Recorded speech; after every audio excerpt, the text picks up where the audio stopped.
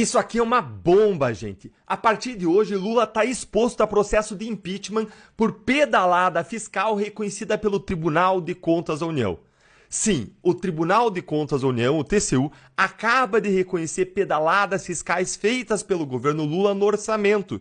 E, se você não lembra, essa foi a razão que fundamentou o impeachment da Dilma. Como assim, Deltan? Para tudo o que ele está fazendo para entender esse negócio. E eu imagino que a primeira pergunta que você esteja se fazendo seja: como assim impeachment se ninguém está falando nisso, se o assunto não está explodindo no Brasil? Olha, o assunto está aparecendo sim, de forma semelhante com o que aconteceu na época das pedaladas da Dilma, que no início também era um assunto desconhecido.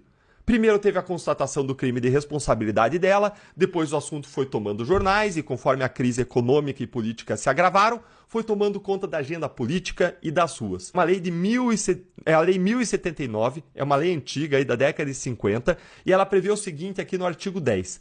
São crimes de responsabilidade do presidente contra a lei orçamentária.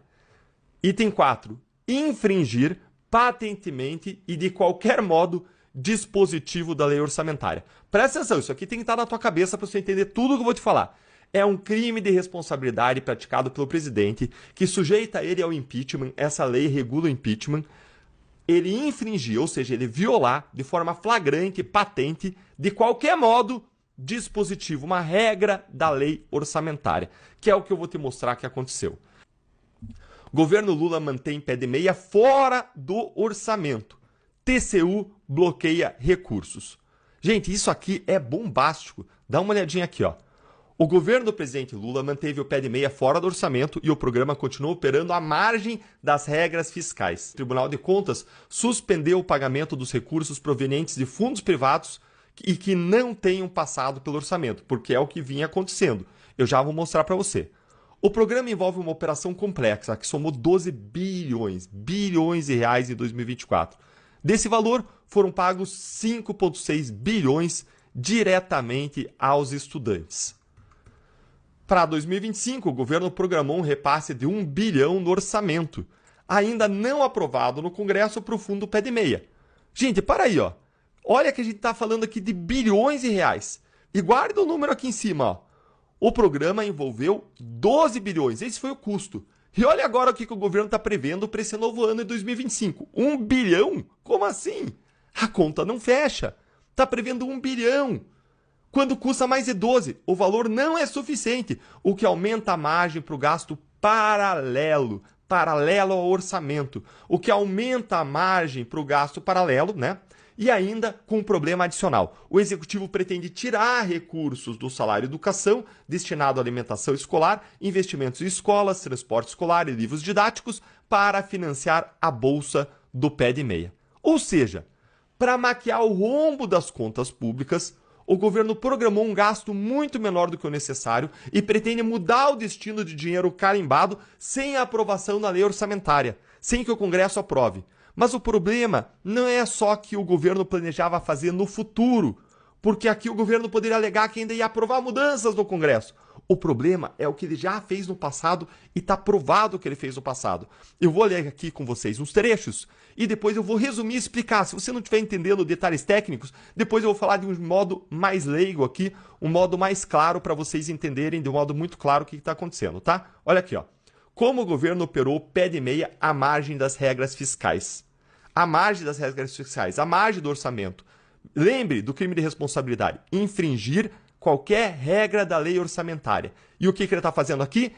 Infringindo as regras da lei orçamentária.